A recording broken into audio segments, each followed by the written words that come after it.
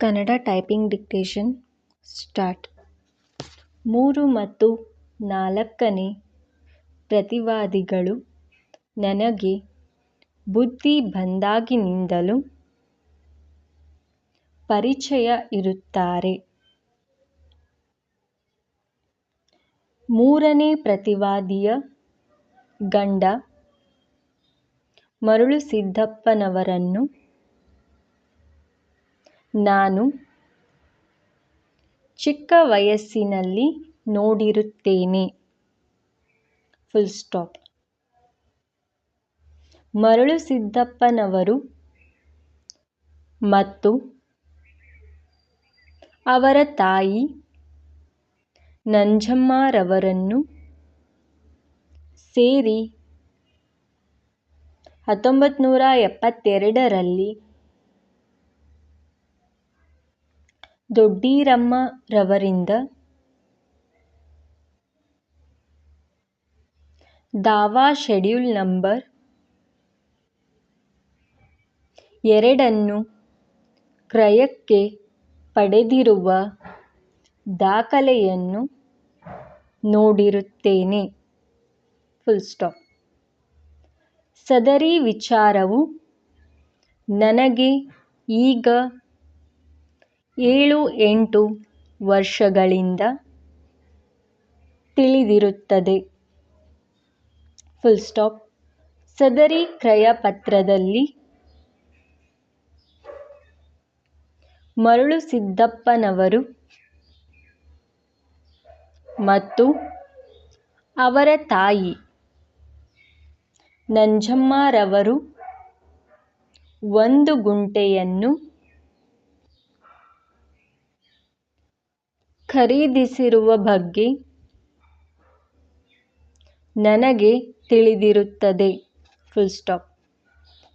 ಸದರಿ ಕ್ರಯಪತ್ರದ ನಕಲು ನನಗೆ ಸಿಕ್ಕಿದ್ದು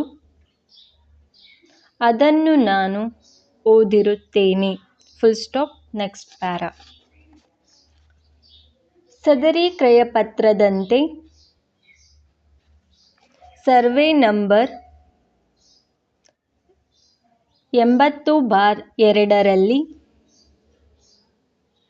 2 ಎಕರೆ 2 ಗುಂಟೆ ಪೈಕಿ ಪಶ್ಚಿಮ ಭಾಗದ 1 ಗುಂಟೆ 1 ಎಕರೆ ಆಸ್ತಿಯನ್ನು ಮರುಳುಸಿದ್ದಪ್ಪನವರು ಮತ್ತು ಅವರ ತಾಯಿ ನಂಜಮ್ಮರವರು ಸೇರಿ ಖರೀದಿಸಿರುತ್ತಾರೆ ಎಂದು ನಮೂದು ಇರುತ್ತದೆ ಎಂದರೆ ಸರಿ.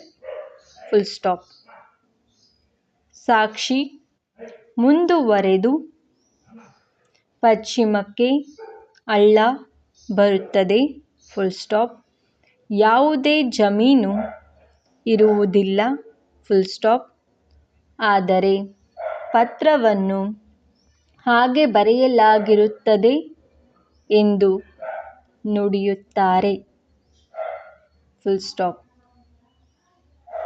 ಸದರಿ ಕ್ರಯಪತ್ರದಲ್ಲಿ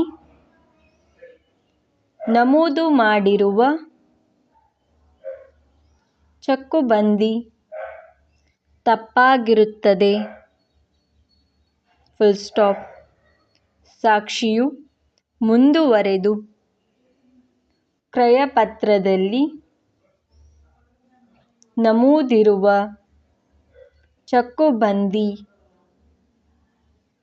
ಸರ್ವೆ ನಂಬರ್ 62ಕ್ಕೆ ಸಂಬಂಧಿಸಿದ್ದು ಅದರಲ್ಲಿ